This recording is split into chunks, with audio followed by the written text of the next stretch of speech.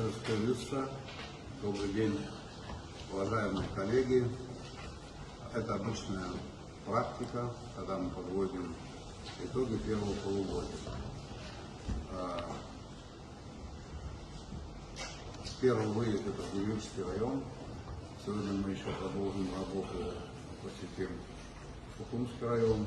Для чего мы это делаем? Для того, чтобы из первых уст, пообщавшись непосредственно с руководителями и со активом на местах, иметь представление о том, как обстоят дела в целом.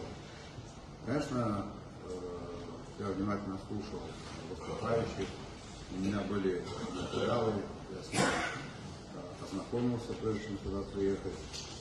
Видно, что работа продолжается, есть определенная динамика, но я исхожу из того, что нам необходимо нашей работе придать дополнительный импульс, потому как и у района, и у республики в целом есть потенциал, который не раскрыт. Потенциал он может остаться не раскрытым, если не приложить должное, нужное усилие для его раскрытия. Что я имею в виду?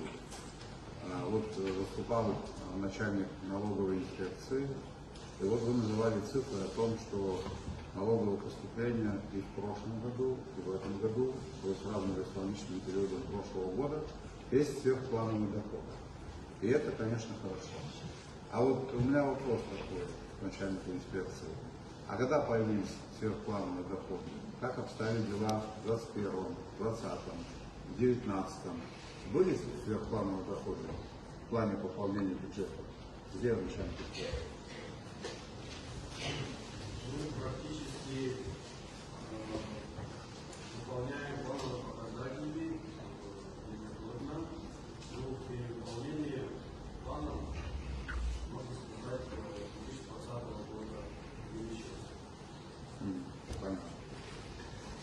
Значит, это хорошо, что есть такой результат, но нам нужны другие результаты.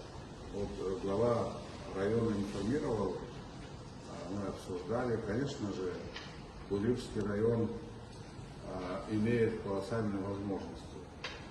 Как свидетельствует статистика, в районе проживало 55 тысяч жителей до военный период, сейчас проживает что-то около 18 тысяч жителей. И тут один из самых высоких процентов занятости во всех хозяйствах. Ну и продукция сельского хозяйства, которая производилась или выращивалась в советский период, и то, что делается сегодня, там цифры очень существенным образом разнятся. Те же цитрусовые объемы в советский период были в 2 раза больше. Это говорит о том, что у нас есть куда расти. Мы в эту отрасль должны привлекать инвестиции. Мы занимаемся тем, что пытаемся поддерживать сельскохозяйственную отрасль. Государственный бюджет на эти виды работ имеет определенные, скажем так, цифры. По-моему, даже в нашем районе на 8 миллионов рублей отобраны программы. Это программа, которая реализует Министерство сельского хозяйства. Конечно, это хорошо, потому что такого не было, но это очень мало, коллеги. Этого очень и очень мало. Нам необходимо думать над тем, вот Гулиевский район — это маленькая Абхазия. У нас примерно везде такие проблемы. Особенность Гулиевского района еще состоит в том, что он, наверное, в большей степени, чем любой другой район, интернациональный. Хотя вот Гагра нам то же самое. Я считаю, что это плюс.